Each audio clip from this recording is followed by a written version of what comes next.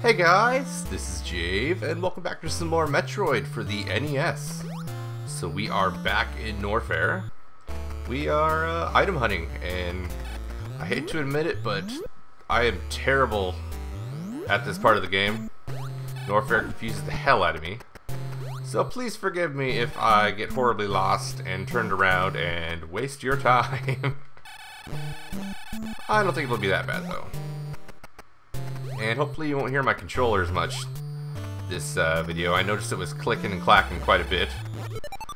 So I'm trying a different way of playing, i.e. my controller's under the desk now instead of on the desk, so hopefully my mic isn't picking that up as much.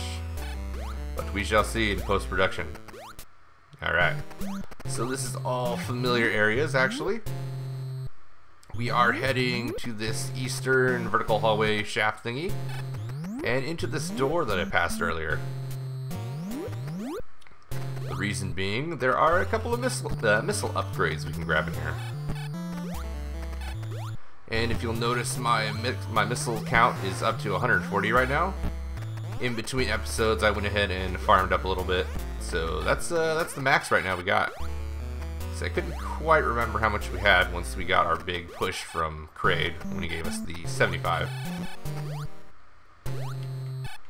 But with these missile upgrades, this should net us, I believe, 150. I think there's only 2 over here.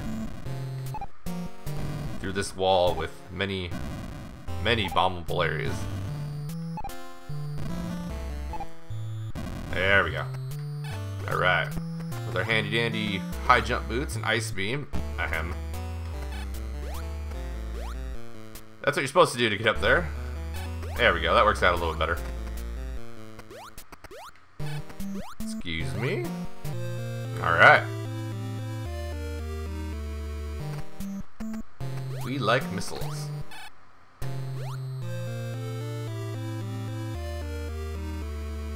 Okay. And there's not really anything to the west there, so we're gonna return to that main hallway. The one we were just in, of course. Hopefully without taking too much damage.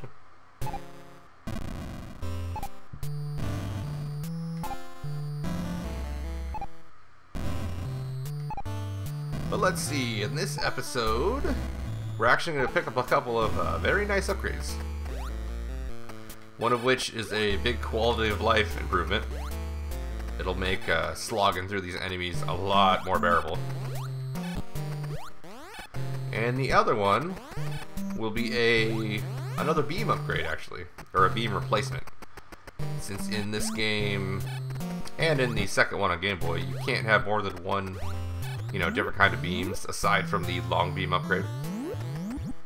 So we're gonna head down. And we're gonna head back into the high jump boot area, which is this door right here.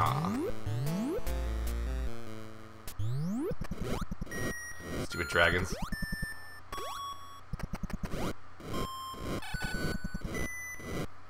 Ta-da! Of course, that Chozo the Chozo statue isn't holding anything. So we're gonna bomb below him and take this secret passage. Because secret passages are nice.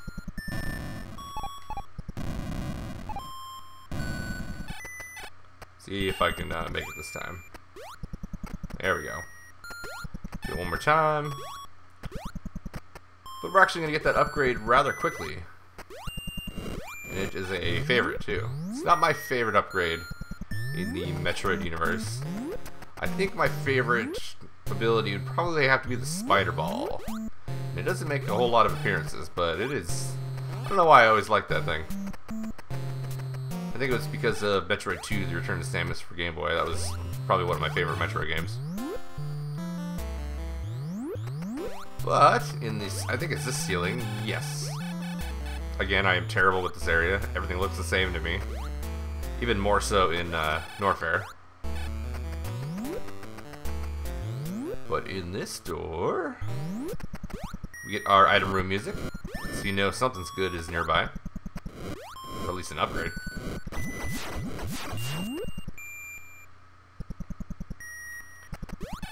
Alright. we have the Screw Attack. And this ability turns our somersault into a spinning, whirling blade of death energy thingy. So we are invincible while we are the spinning, whirly blade death thingy. However, that comes with some drawbacks. When you're in the invincibility frames, that will always take priority, so you won't be able to really kill anything. You also won't be able to pick up like energy or missiles for some reason. But while you are spinning in Screw Attack form, you can basically one-shot most enemies, aside from, you know, bosses. So we're going to keep going down through this fake floor. And I think... I think it's to the right. Yeah, this is what kind of screws me up. These things you can actually destroy if you want. These little weird mutant gumdrops. Probably wouldn't recommend it. It's just as easy to stick near the top. Less enemies really to worry about. But the Screw Attack, it's pretty nice. But it has some drawbacks. Like on your way down, on the downslope, I guess. It's not. It's sometimes she like stops spinning and just goes into a regular jump like this. And obviously, when that happens, you can't kill anything with it. And when you're, as I said earlier, if you're in your invincibility frames, you also can't kill with it really. But other than that, it's an awesome attack. It's going to save me a lot of missiles, since I like to use my missiles on these super strong enemies. And it's very handy for farming up power-ups. And sometimes you can nail those guys on the ground. Usually I can't, because as soon as Samus, you know, tries to go for him, she'll stop spinning like so. It's a lot harder to hit him. Ow. So I'm gonna head down here through this fake lava.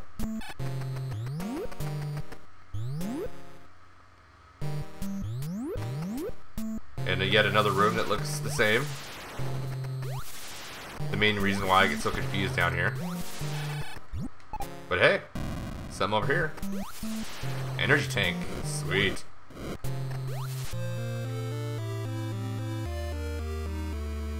Alright, so we have 6 in reserve, along with the 99 from the start. And this is actually the maximum amount of energy we can hold. If we find any more energy tanks, which we will, those will instead just refill you to the max. So, yeah, it's still pretty nice. It's like a quick charge, since there are no like charging stations in this game. I believe those don't make an appearance until Super Metroid. Oh, nope, I was wrong. I forgot. They are in Metroid 2 for Game Boy, but they take the form of like energy balls you just have to touch, and they're kind of stationary. They refill you to full, which is pretty handy. Alright. So back through here to that hallway we bombed through the floor. We're gonna go left now, I want to say.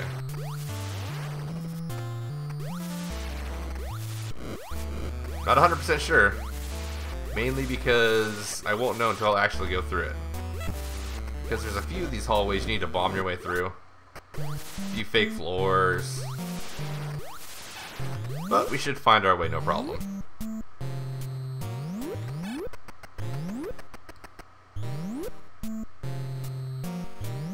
And I apologize, this episode probably isn't going to be the most exciting. We are mainly going to be cleaning up Norfair this episode. Picking up the remainder, power-ups. And there's not that many. There is a tricky part in this level. It is one of the few areas in the game that you can die from, and like if you fall in the wrong spot. But before I finish that train of thought, we're gonna go through this fake lava again. But if you fall down a wrong hole, it's game over. And it's actually near these weird eyeball levels that really remind me of another NES game called Monster Party. If anybody's ever played that, a very freaky game. One of my buddies, Red X Rain, he did an LP of it and did a pretty damn good job of it. I got to see the end of the game for the first time. So, I think I want to go down again.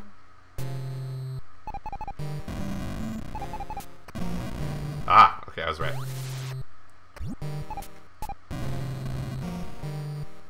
Because there should be some missiles down here.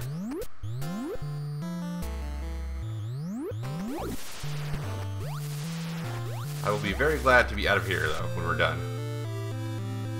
Mainly because of the instant death pits. And they're not instant death because, you know, there's spikes at the bottom, or... I guess some of them have this lava at the bottom, so technically that's what's gonna kill you. But the main reason why you'll die if you fall on them is because there's actually no... Ow. There's no way to climb out of them, so you're basically stuck. You know, reset the game.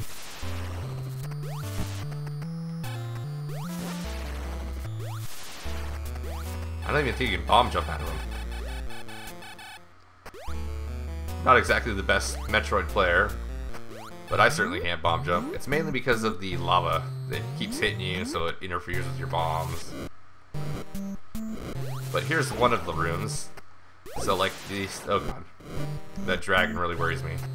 So to my right here, if we fall down that one, that's it, game over. Can't get out. So I'm gonna try to be a little cautious. Same with this one right here under us, and this one that enemy went down. Oh god, that was close. That little bastard has knocked me down there before. But if we want all of the upgrades in the game, we have to brave it. I guess you can just ignore it.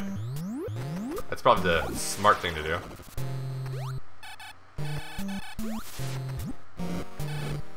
But I never said I was a smart guy. So through this wall, we're gonna come up to some more missiles. Because missiles are always nice. We're gonna want a lot of missiles for the final boss. A lot of missiles. Alright, here are some more of those death pillars that I really don't want to fall down. But I think we'll be alright.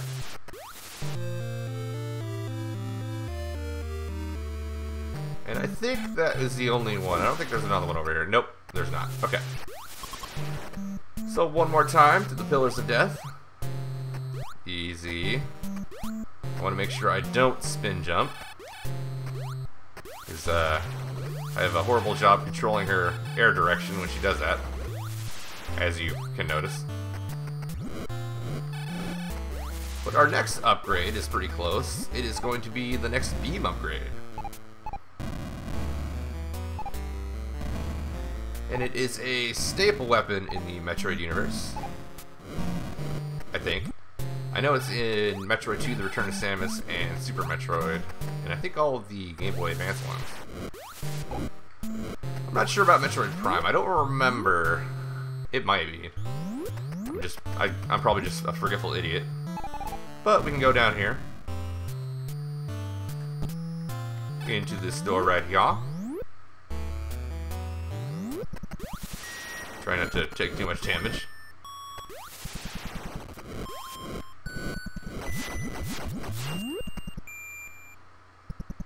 And we have the wave beam. It's probably the most annoying sound in the game. But hey, it's stronger than your normal beam. Certainly stronger than the ice beam, even though it doesn't freeze enemies. And it also has the bonus added effect of it can hit enemies, you know, crawling along the ground. Which is nice. I don't have to bomb to kill them. And it also goes through walls. So it makes killing enemies a lot easier. Certain enemies. Alright, and with that, we have picked up every upgrade in Norfair. So we are going to head back. Way back. And oh god, please do not knock me into those. You know what, just in case, I'm gonna kill you guys. There we go. Okay. It would really suck to fall into the the death pits now. But anyways, we have to go all the way back to the eastern vertical shaft that we kind of started the episode in, because that is where the next boss is, Ridley. And this is where I'm going to be lost, trying to find my way out, because all these damn hallways look the same.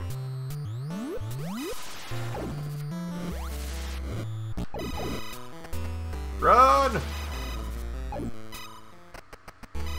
Uh-oh. Let me out!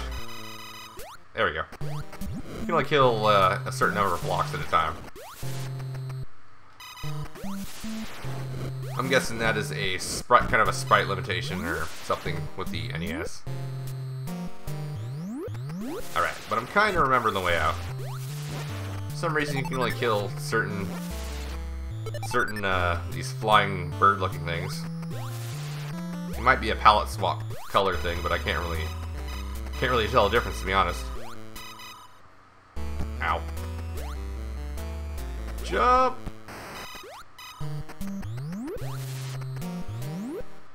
Alright, just a few more hallways. This is the one that usually gets me.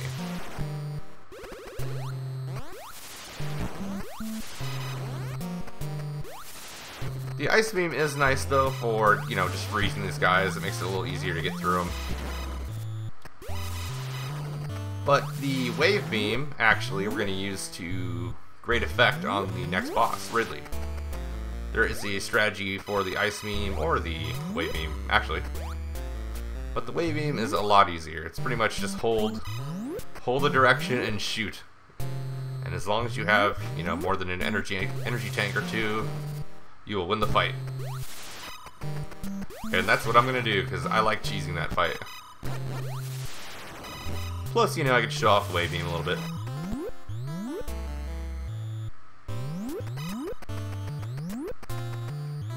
Almost there. We are back in the high jump boots area. Just a couple more screens. Thanks for the boost.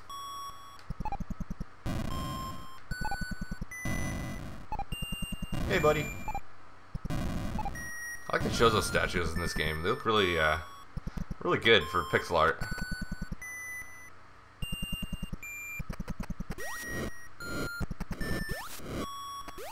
Man, I'm glad we got this Varia suit upgrade. Otherwise, I'd probably be at half health right now, because I suck at dodging. Alright, so we're back in the eastern vertical shaft. I'm gonna head all the way to the bottom. Into this door.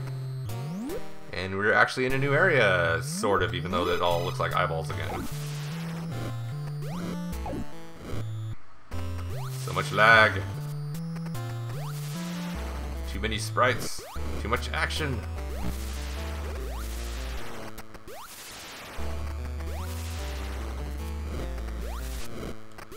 Come on. There we go. But we're searching for the elevator for mid-boss hideout number 2. Or boss hideout number 2. I guess mid-boss. I don't know. But basically Ridley's hideout. Alright. Here we are. So that'll be it for this episode. Thanks for watching, guys. I appreciate it. Next episode, we're gonna take on Ridley and raid his hideout and, I don't know, possibly finish the game. So until next time, take care, guys. Later.